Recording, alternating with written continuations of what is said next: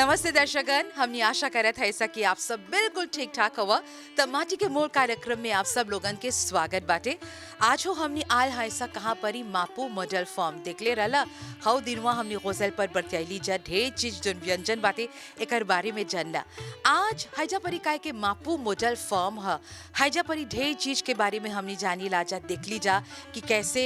जोन प्रोताशो होवेला, kitchen gardening होवेला, हमनी जनावर उ सब के बारे में जान ली जा, जोन हॉट वाटर ट्रीटमेंट इस सब के बारे में जान ली जा, गजल के बारे में जान ली जा। आज एगो ऐसन टेम जोन बातें फोवे सुनने होइबा कौन चीज फोवे एकर बारे में हमने जस्ती जानब जा। त चला माटी के मोल कार्यक्रम देखते रहिया और फोवे के बारे में जस्ती जानकारी पाइबा। हम जैसे कि आज बोलले है जा हमने बताब जा फोवे के बारे में। जितना जना खेती बाड़ी सब करेलन एकर बारे में है जो शब्दवा बा एकर लेपोतस जानेलन, एकर कैसे इस्तेमाल होला इस सब के बारे में जानेलन, पर ढेर जना नहीं जानेल। कहीं पर तो कहीं खाली नाम वे सुनने होई बा फोवे। आज हमने जस्ती जानब जा एकर बारे में। जस्ती जाने खातिर हमने संगे हवन जा मापू मॉडल फॉर्म के एगो अधिकारी हवन चाचा शुभानंद बटोप। त चला इनकर बारे में हमने जस्ती जानब जा। चाचा जी नमस्ते। नमस्ते। त आज हमने फोवे पर बतियाब जा। अभी जहाँ हमने थरा होई है जा देखत है माटी के मोल कार्यक्रम हमने करने लली जा, कंपोस्ट के बारे में बतैली रली जा। हैजा परी हम देखत है कंपोस्ट बातें फोवे सबसे आगे कौन चीज है? पोवे ऐसा एगो चीज है कि जब पोवे डाल देबा गौची पारे हो जाए तो माटी में डालबा तो एगो त्वाजों के बाद फरे लगे मौसम अच्छा। फरे के। हाँ। और दूसरा बात है कैसे कि लेला लेक्सी। हाँ। लेक्सी में 3-4 वाइते हो। अब ओकर पोवे जी डालबा चाहना जाने कौन गौची में डालत हो, जौन गौची फरेला कि जो गौची नहीं फरेला। तो नॉर्मल एगो गौची में जौन फरेला जी कैसे लेबा कि निमन वाइते ह टाइसू जी आर एगो ह यूकू पाऊ आर एगो वाइते ह लेत कलकतिया जी। बो जैसे बाकी टाइसू जस्सी निमन वाइते ह और पोजी भी निमन ह और मौसम में होला जस्सी चलेला। अच्छा। बड़ा भी ह और बिया छोटा भी ह अच्छा। और गुते भी खाई के। त जैसे बोलत हुआ फोवे जोन बातें चाहेला जाने कि कौन गौची में सकल जा फरे कौन नहीं। त हैजा परी जब हमने बात करे थे जब फोवे त हर जोन गौची में ओकर इस्तेमाल होला कैसे, जोन फल के गौची बा जोन सब्जी कहाँ ओकर इस्तेमाल होला?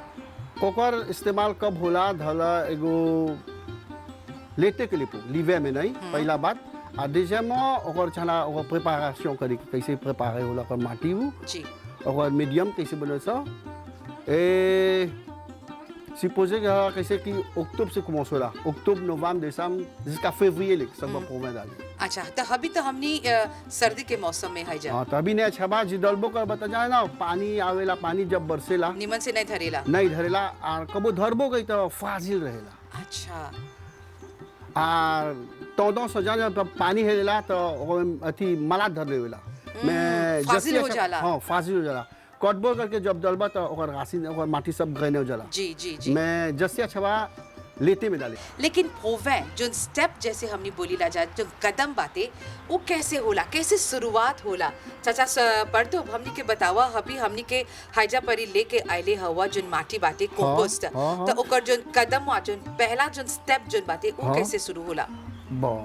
पहला चाहला को माटी तामीने करेंगे और फेमिया भी सकबा डाले। हाँ। कंपोस्ट भी सकबा डाले। मैं सुखल हाँ पासी देखा फेंक मजा की फेमिया ले वत हो और देवो से तो मिको भी चल जाला। अच्छा। हाँ। समझला तो जस्ती कंपोस्ट अच्छा बा तनी पानी डाला ओकर निमन से प्रभाशो के तब सकबा पोवे करी। अच्छा। त अभी जो मटिया बातें कंपोस्टवा बातें तनी सुन ओकरा तामीने करबा। हाँ तब ओके पहला कंपोस्ट तामीने करा। हाँ। तब माटी तामीने करा। कैसे बोला कि एक पाया माटी डलबा तो एक पाया फेमिया एन पुएन जी समझला और ओकर पोजी भी ओकर सॉल्यूशन भी हो चाहिए डाले के ताले थोड़ा घरी बताओ सब। मैं पहला हमने के चला तामीने करके त देरी हमें बिल्कुल न करब जा दर्शकगण। चला अभी तामीने करियन जा चाचा परतो और आगे के जो स्टेप बा हमने दोहरा दिखाब जा। बो हैला जो देखो तो है वो तामीन है। हैला से माटी सब तामीने करे, फिल्में भी सब करे, कंपोस्ट भी सब तामीने करे। है स्पेशल वो जिस तामीने करे हैला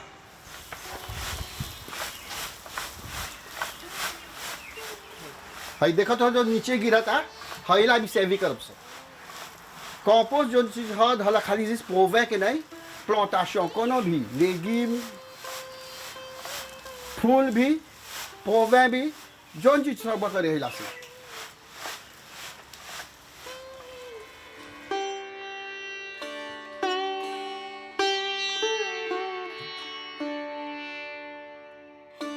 तो हाँ जैसे आज हमने बोली जब प्रोवें ओकरा तैयार करे से आगे जोन पहला स्टेप है वो है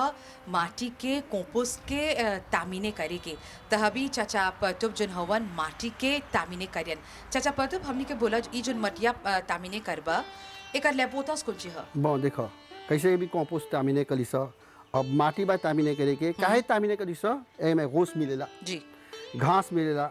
घासिन भी मिलेला अब छोटा छोटा बेबेट भी हो अच्छा अब हैला जे नहीं तामिने करबा इसीलिए कि चल जेबा पोवे अति पोवे डाले त कौन चीज होई ओकर माला धर ली अच्छा और दूसर बात जब प्लास्टिकवा में जब डलबा तो रोस रही कि लकड़ी रही घासिन रही तो प्लास्टिकवा फाड़ दी अच्छा नहीं बा हाँ ओके पानी नहीं चाहिए लगेगी भीतरे जब पोवे डलबा तब अच्छा तो चल हमने देखब सा अभी जोन माटी बा ओकरा तामीने करबा हाँ अच्छा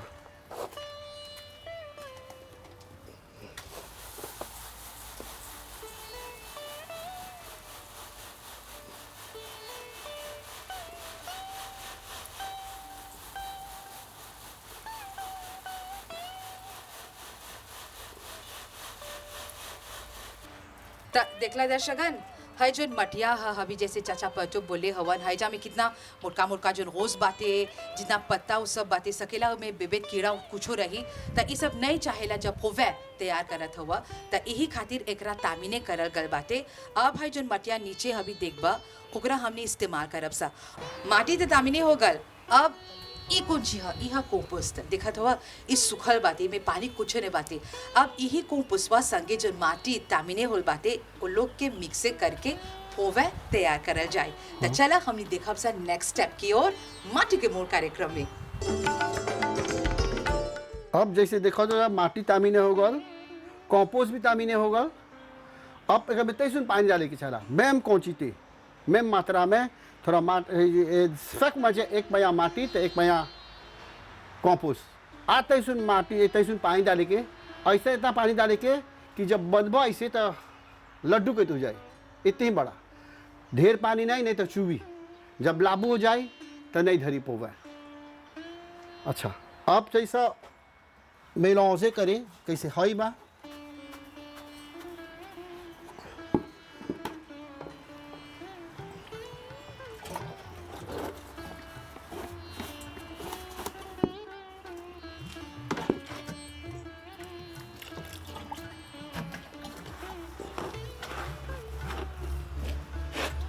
फिर से बताओ कि मैं ढेर पानी नहीं चाहिए डाले के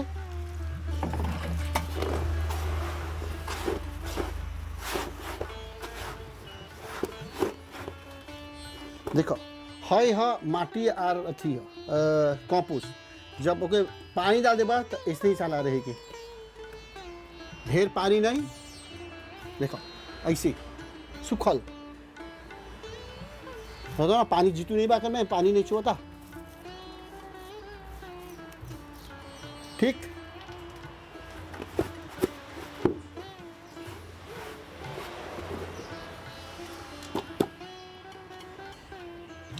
कैसे कि वहाँ के माटी और कंपोस्ट तामिने के कैसे अब यहाँ पर पोवे डाली पहला काम पोवे डाले से आगे हमने के सब जुची जावेल में तोपे करेगी काहे पहला जो काटब से जगह मिकोप धर ली अब ऐसे से यहाँ पे पोवे जब करब से ये तोपे हो गल बा जावेल में कैसे कि बस से काटे हैं सीजो और है ग्राफ्टिंग नाइफ पहला काम करब से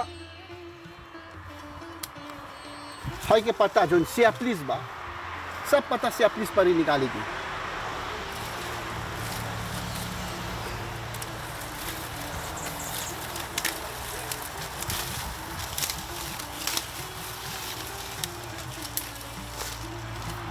अब कैसे भौंस जस्ती बा है भौंसो तरह पर निकाले के जिस एगो छोड़े के द्वार जे ऐसे पोवे दलब है फूस के ती निकल बा तो फूस के पोवे नहीं डला फूस के पोवे जब गौछी पारे जब प्लांट बा तब फूसवा फाट जला मुँह से हाँ हैला पोवा फूसवा फाट जला आलो समनी के परी है लाके से प्लीसवा ऐसे निकाले के निकाले के फिर देखो मैं आतोशों से कबो पोवे दलबा तो हिला टूट जाला को लेके हुआ बस ये बहुत तान बा bon, जैसे देख रहा है कि सब पत्ता उता निकाल दे लिया जितना ब्रोंज बा से प्लीज सब चला निकाले के ऐसे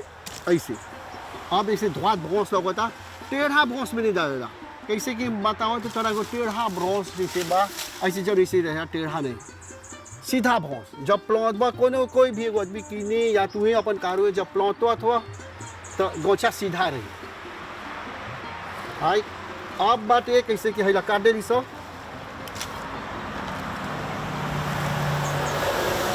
हाँ एगो निमन गौछी हो एमे पुनिंग सब हो गल बा एमे पुनिंग हो गल बा गौछिया आवत भरी सही बड़ी सब फरी निमन गौछी हो एकर वाइट है टाइसू अब ला यहाँ परी ओके काटब सो एगो गौछी के पोवे चाहेला माल इतना लंबा एनपी आदमी पोला हई गौछी जो देखो तो है ब्रोंसवा जोन बा ऐसा सीधा माल तोरा कूद ले देखो हमार हाथ हैजा से हैजा ले लौंगे देखो कैसे देखो हम हाथ चला लिया ले अब हैजा से हम यहाँ कुमो से करब जब पोवे डलबो तो हई लीजिया में नहीं चाहिए डाले की और लीजिए के बीच में चाहेला ओकर लापू काटे कैसे देखो ऐसे तू और लीजिए में नहीं लीजिए में दल तो गौछी सूख जाएगा घासी नहीं फेंकी ऐसे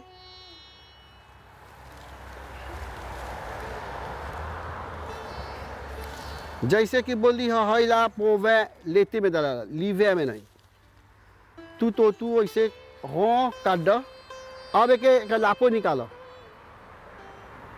नहीं छोड़ के छाना लापो आ नहीं तो जब छोड़ दला लापो तो पोवे नहीं धरी हई लापोवा तू चाहे घाते करी के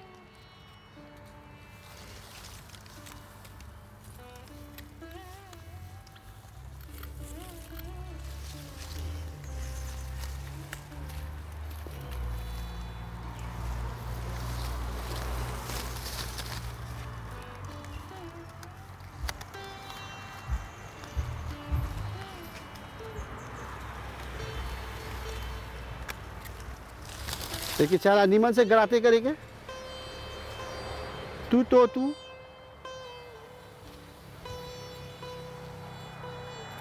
हाँ देखो कैसे बा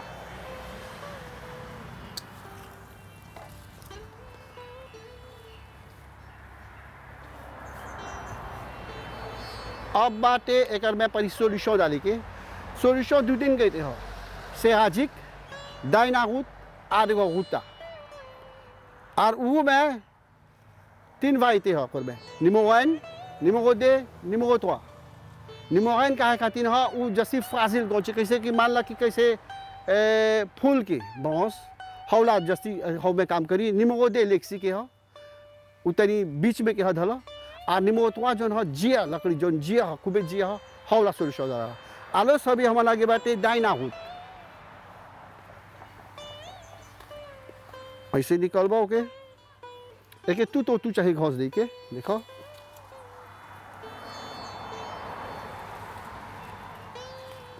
ई सगरो मिलेला सब अथी में जहाँ दवाई केमिकल बेचाला जहाँ पर हैला बोलबा निमो दे के तो लेक्सी की तरह दे लेक्सी के नहीं खाली जो भौंस जो नरम हो उतना जिया नहीं हो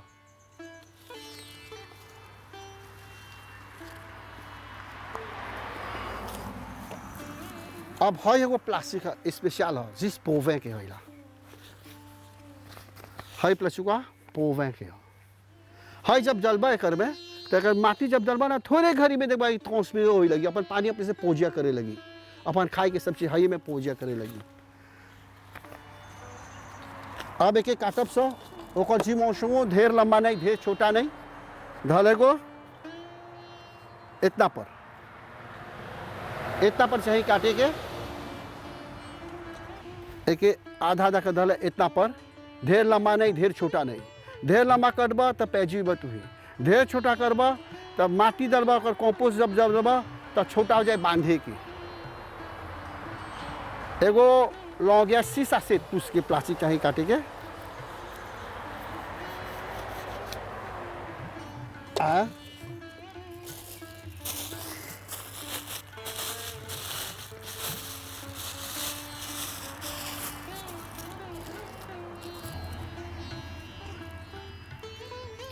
हे देखा तो है वो प्लास्टिक हवे जन कटली है तरह बतैली है 6 à 7 pouces के प्लास्टिक चाहिए काटे के ढेर छोटा नहीं छोटा कर तो बांधे के प्रॉब्लम हुई है या राफिया सगभर राफिया से बांधे रस्सी से बांधे अब एक हिलाए के चाहिए एक अथिया में है सबसे ज़्यादा क्वेश्चन लेके हिला में डाले बजी कैसे डाला है हिला आरो हिला पर उभया करेगी देखो पागई पिस्कीदू कैसे हटे और उसी का प्लास्टिक है जिससे वहाँ इतनी बड़ा है कर साइज में बड़ा है एक हिला के देखो भाई हिला इसे मोड़े के चाहिए ले जे आमो है सबसे अपोतो है फाजिल है एक चाइना हिलाई के इसी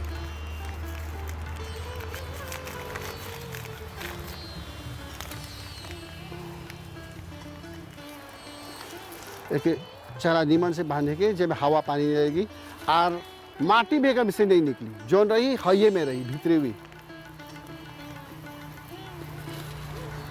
अब जाते पोवे डाली से आगे देखो हाथ से माटी डलबा तने छड़ी माटी ढेर गिरी कंपोस्ट भी गिरी है एगो चीज़ है प्लास्टिक जो है एगो सॉफ्ट ड्रिंक के जैसे पेप्सी कोनो चीज़ के एगो प्लास्टिक लेबा एक चाला तिरछा काटे के आगे कैसे बुटीक में चार आटा सेविंग से कोको जैसे सेविंग से अब है इसे स्पेस से कोको के देवा अब एक माटी ले अब इसे देखा तो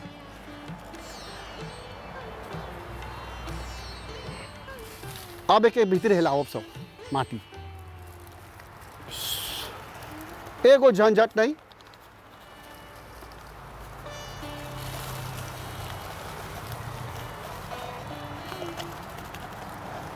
आयला हो गल एक एक भर बता एगो अथी भर जाई अब एक देखा तो ऐसे नहीं चाहे बांधे के एक चला कर ले निकाली की ले कैसे निकली एक तू चहला हिलाई के आप पेजे करी की नरम नहीं तक सुना ले में नहीं जाई एक चला माटी संगे जो छील सर में से राजिक जो दलाल बा ओके चला सेरे करे कैसे तू ऐसे ऐसे ऐसे ऐसे दबा दो एक सब ले निकल जाए देखा तो अब बात एक चाहिए बांधे के है अगर फिनिशिंग एक चाहने जाने के बांधे के काहे खातिर मैं इसमें प्लास्टिक लंबा लेके देखा एक चाहला इसे मोरे की प्लास्टिक को पसी जाने ना जब पानी जब बरसेला तो है कि परी देसान हो जा कैसू बनब वो पानी देसान हो जाला जहला इसे प्लोये इसे कर देला मोड़ देला अब एक चला सेगे से बांधे के ऐसे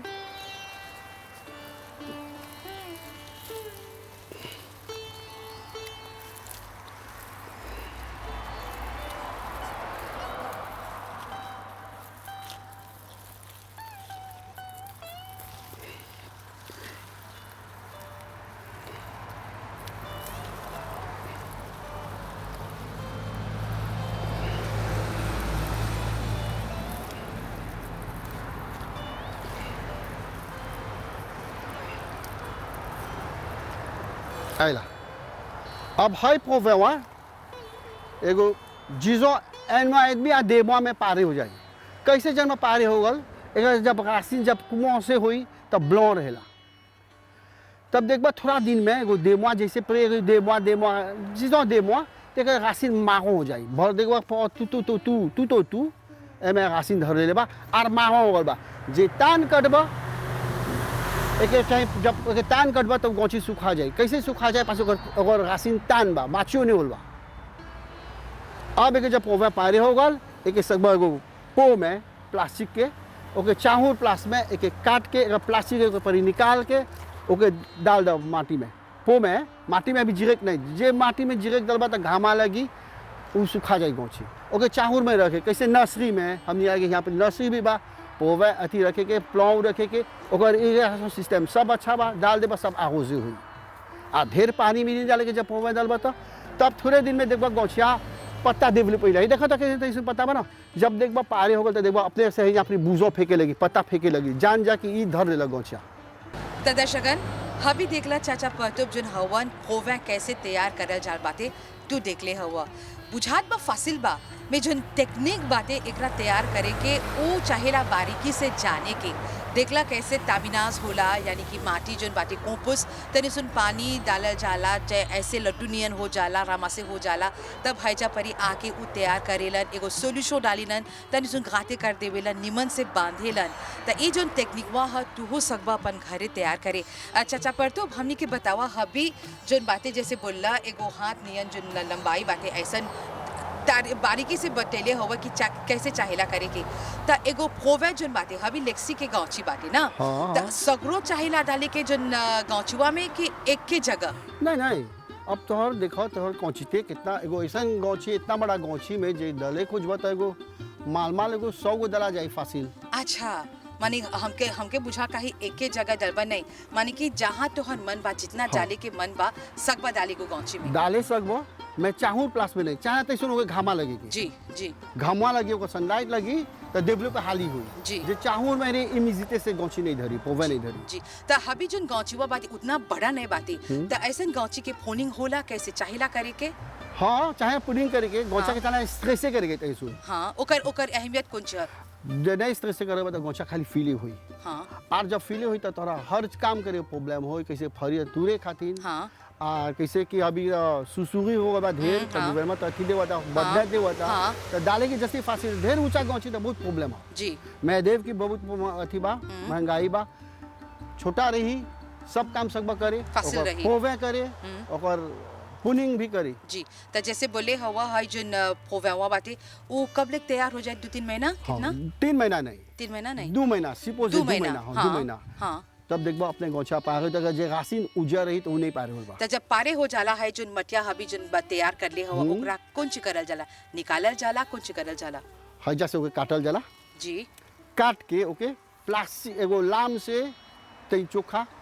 ले जे हम ही प्लास्टिक काटे के दोनों रस्सी काट के हाँ। अपन मीडियम पारे के एगो बड़ा प्लास्टिक में एगो सासे में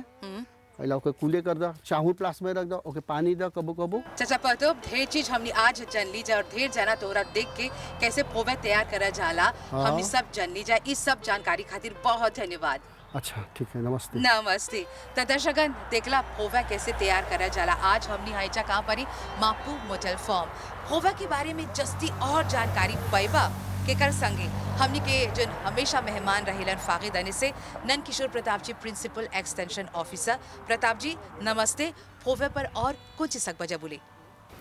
सब लोगन के नमस्कार। आज हमनी के प्रोग्राम कबो जाइला त खेत में बगीचा में जाइला चा या कोनो नर्सरी में जाइला जा त आज जानेला हमनी के प्रोग्राम हट के रही हरदम मतियाला जा कौन खेती होता कैसे रोपाला कैसे जब समस्या चलावेला कीड़ा बीमारी कैसे चला निपटे के पर एगो चीज़ हरदम जाएला हाँ तो माटी हाँ हमनी के वही से के मोल होला तो हमनी के माटी में कौन चीज़ छाएला बोई के कौन चीज़ गिरावब से हमनी के माटी में तब हमनी के एगो पौधा होई पौधा से सकेला फूल होई सकेला फल आए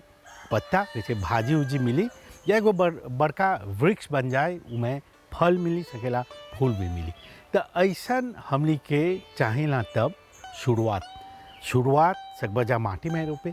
सकबजा हाइड्रोपोनिक्स में रोपे माने कि कोकोपीट में या NFT कैसे बोला जा सोल्यूशन में पानी में भी सकेला पर हमनी के शुरुआत कैसे चना शुरू करे के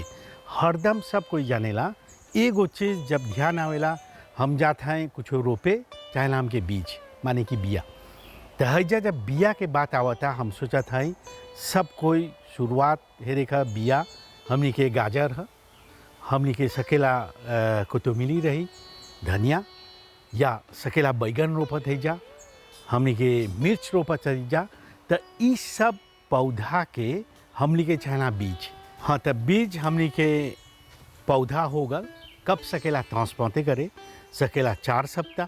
सकेला 5 या 8 सप्ताह भी लग जाला ट्रांसप्लांटे कर देला जा तो ही माटी में या हमनी के हाइड्रोपोनिक कोकोपीट में डाला है यह बीज पर और बीज है जाने ला नहीं ट्रांसप्लांटे करीला जा। कैसे गाजर का होता वो जहाँ रहेला हो जे रह चला, हमनी के धनिया जहाँ गिरैली जा, गाजी जहाँ गिरैली जा वो हो जे रह चला, ट्रांसप्लांटे नहीं होला। और चीज़ ट्रांसप्लांटे करीला जा, कैसे बोली मिर्च बैगन बा और हमनी के जितना लालियान के चीज़ बा उ सब ट्रांसप्लांटे करीला जा। तो हैजा एगो चीज़ बचैली जा, कैसे शुरुआत करीला जा बीज से। और चीज़ है देखा हमने रोपीला जा, एथी हम तो धनिया बोली, अब जीते हैं, जीते ओकरो बीज है, पर वो दूसरा चीज़ कैसे कब जा रोपाई करे, हमने के पौधा बा हव में से बोली जा तनी सुन घींच के ओकर जड़ी रही तब उ सकब जा ट्रांसप्लांटे करे दूसर बगल, या सकब जा वो पानी में डाल दे देखबा जा, या माटी में देखबा जा जड़ी हुई लगी तब बाद में सकब जा ट्रांसप्लांटे करेगा। पर और चीज़ है देखा बूचिया से होला, हमने हरदम बोला जा कैसे अरुई बा, आवी वियोलेट बा, हमने के जजाम बा, ये सब हमने बूचिया से एथी करीला जा, जब हो जाला तब ट्रांसप्लांटे करीला जा। और चीज़ कैसे बा मयूक, सब कोई जाने लगे मयूक, उ ओकर जोन तना बा जोन चीज़ बा उ होला काट के तब उ डाल देला जा माटी में। तो आज ग्रेफ के पढ़ने पर ग्रेफ कैसे एथी करेला जा है का ये लीची के हमली का करब जा, लीची के बिया रोप देवब जा, वो पौधा बड़ा हो जाए तब जोन हमली के एथी बा तना उ टर्मिनल हई में ग्रेफी करीला जा, माने कि रोप देला जा बड़ा हो जाला तब दूसर एगो टर्मिनल एगो बाँस तना के तब आइला जा कनेक्टे कैसे कर दे तब उ एगो ग्रेफ हुई। पर प्रोवे हमें देख ली जा हमने के भाई पेट्यूब कैसे एगो प्रोवे लीची में दलन, मॉरिशस में चारों बगल आगे घर पर आंगन में सिर्फ प्रोवे रोपाते हल या ग्रेफ। पर हमने देख ली जा जब ईख के खेती उतना आमदनी नहीं मिला था, 25 साल हो गल तब ढेर जना छोड़ दिलन सा अपन कारो आबंडोने हुई लगल। तो हमने क्या कर ली जा फागे हमली सिखैली जा, हमनी दुआरी में गईली जा, कोनो बगीचा में गईली जा, हौजा उ लोग के सिखैली जा कैसे पोवे छाना करे के। तो ऐसे ही हमनी के चाहत जब हमनी प्रचार करे लगी जा सकेला लीची के बगीचा बनाए, क्योंकि मांग बा एक्सपोर्टेशन बा, हरदम ढेर एक्सपोर्टे करीला जा बाहर देश में जाला, तब हमनी के चाहत बगीचा बनाए के वही ढेर जे देखा उत्तर प्रांत में बा, हमनी फ्लाक जिला में बा, दक्षिण प्रांत में बा, सगरो बगल हमनी बगीचा स्थापित कर लीजा। हैजा तक कह दे कि अब डिब्रा में SIT के माटी मिलल ढेर, और कोई एक रोपलन जा पर और कोई बोलन जा वो लोग जीवेसिफिए करियन जा। तो एगो प्रकार जीवेसिफिए हमने बोली सब बगीचा बना के, और कोई केला दलन जा और कोई लीची दलन जा, ये सब हमने बोली जा बगीचा स्थापित करके यानी एगो ऐसा गाँची रही था सकबा जा 40-50 गो पोवें डाल दे एक बरस में, तो ये एगो आमदनी। तो ऐसे ही हमने और जगह में गई जा कोनो बगीचा 1000 गो पोवें जाने ला बने, जब सिखैली जा बनैलन जा तो वो बिक्री होल। तो यही खातिर आज देखा जा हेक्टेयर के ज़मीन के हमनी के लीची के बगीचा बा। तो ऐसे बोली जा ये है पोवें। अब है जई देखब जा हमनी के जनाना के एगो छोटा अथी बा प्लांटेशन बा जा, तो जनाना में भी बीज नहीं है, तो कैसे हमनी सकब जा बढ़ाई एगो प्लांटेशन करे। जनाना जब फल सब कोई खरीदे लन जा हो जो ऊपर जो पत्ता है वो से सकबा जा रोप दे, पर जब एगो जनाना हो सकेला 3 बरस हो जाए। तो यही खातिर नहीं पोपाजे करीला जा हुए बोला जा ओकर खाउन ओकर कुहन, पर उ का करीला जा जब एगो के हमनी के जनाना फसल हो जाला तब ढेर देखबा नीचे से बूचिया बिले 5-6 गो एगो गाछी में जिला तो हौजा बूचिया से पोपासे करीला जा। तो ऐसे ही हमने खोजत है जा और कोई है देखा घोपुआ बाहर से मंगाइला जा, ऑस्ट्रेलिया से देखिला जा, माडेगास्कर हमने खोजत है जा, मॉरिशस में घोपुआ छाइला रोपाई करे के एगो हमने के वैरायटी बा वाइट वेंचुरा हैजा देखब जा बा देखत हुआ और सूख गल बा और देखत हुआ बीज बा में हरा बा। तो हैजा का खोजत है जा हमनी अगले साल रोपाई सकब जा मार्च अप्रैल में शुरू कर दे हो जब जा सब कोई के द्वारी में सकेला हमनी खेती करब जा घोपवा चाहेला मिल्टीप्लिए करे के और जितना हमनी के यहाँ पोताशों करते जा रोज तक गोपवा चारों बगल मॉरिशस में इस्तेमाल होला। देखबा मौसा दाल पूरी बा मौसा रोची बा होने शादी में बा दाल पूरी संगे गोपवा पकेला तो हमनी ऐसे ही खोजत है जा और कोई जैसे है जा गोपवा बतलावत है जा कैसा चना रोपे के वो देखबा हो मेटालिक में वो चहर गलबा हो गोपवा होता ऐसे ही जैसे पोवा बनावत है जा और कोई चना सीखे के जैसे देखला कैसे हमने के भाई पेटो सिखावत है सब कोई के अभी सिखावत है जा ऐसे ही तू लोग के सिखावब जा कैसे बुचिया से पोपाजे होला कैसे पोवे डाला कैसे ग्रेफ तो ऐसे हरदम हमने के ये प्रोग्राम बामाती के मोल जोड़ले रही जा वेबसाइट पर चल जा रेडियो पर रह जा आज की चर्चा नितुषा बहन हवन ऊ हवन तो ऐसे ही हमने संगे जोड़ले जाइबा कोनो दफ्तर एगो फ़ोन दूर हवा जा फ़ोन कर देबा जा हमने तू लोग के कोनो जानकारी दे के होई तो तू लोग के प्राप्त हो जाए। फोवे अब फोवे कौन चीज है हमने सब कोई जान गईली सा।